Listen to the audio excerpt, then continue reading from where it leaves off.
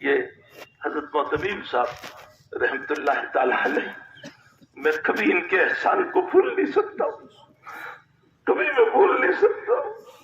مجھے فارسی اول سے چلایا تھا،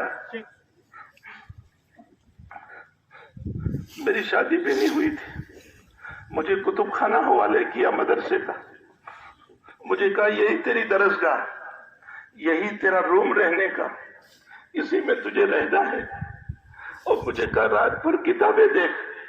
الحمدللہ جو 2 سالہ میرے نکاح کا زمانہ نہیں تھا اور نکاح نہیں کیا تھا، پورا کتب خانہ میرے حوالے کر دیا تھا، اور رات رات بھر میں کتابیں دیکھتا رہتا تھا میرے بنانے میں۔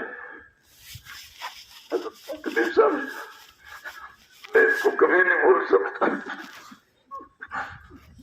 میں جیسے جیسے اوپر آتا گیا، مجھے کہا اصول فقہ پڑھا، فقہ پڑھا، مختصر پڑھا، فلاں کتاب پڑھا، شاید کوئی کتاب چھوڑی ہو جو مجھے دی نہ ہو۔ اور محنت کے ساتھ ایک واقعہ مجھے یاد آیا، پہلا ہی میرا سال تھا، یہاں 2 مہینے ہوئے تھے، اور میں نے 2 مہینے کے بعد استعفیٰ لکھ کر کے ان کو دے دیا کسی مسئلے میں، 2 ہی مہینے میں۔ انسان جو طالب علم سے نکل کر آیا ہوتا ہے وہ بہت کم برداشت کرتا ہے۔ میں نے استعفیٰ لکھ کر کے دفتر میں بھیج دیا، کچھ نہیں، رکھ لیا اپنے پاس۔ 1-2 دن تک اس کا کوئی مسئلہ بھی نہیں۔ اتنا صبر کا یہ پیکر تھا کہ ان بیماریوں میں آہ تک نہیں کی ہے، بہت بیمار رہے، بہت بیمار۔ 2 دن کے بعد میرے پاس آئے وہ کاغذ لے کر، اور مجھے کہا مل صاحب اس کو گھول کر پانی میں پی جاؤ۔ اور مجھے کہا،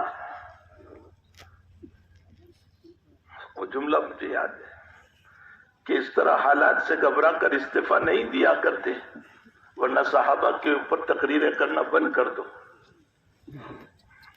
صحابہ کی زندگی حالات سے بھری ہوئی تھی، پریشانیوں سے بھری ہوئی تھی، مصائب سے بھری ہوئی تھی۔ بس وہ دن ہے کہ اس کے بعد میں نے کبھی اس طرح کی جرأت نہیں کی۔ بہرحال صرف مجھے ہی نہیں، آپ اپنے چھوٹوں کو بنانے میں بڑا رول ادا کرتے تھے، ہر چھوٹے کو آگے بڑھانے کی کوشش کرتے تھے، طلباء کو کتابیں دیتے تھے، یہ پڑھو یہ پڑھو یہ پڑھو، ان کی حوصلہ افزائی کرتے تھے۔ اللہ جل شانہ مرحوم کی بال بال مغفرت فرمائے، ان کے حسنات کو قبول فرمائے، ان کے سیئات سے معافی عطا فرمائے، ان کے پسماندگان کو صبر جمیل عطا فرمائے۔ صلی اللہ علیہ وسلم۔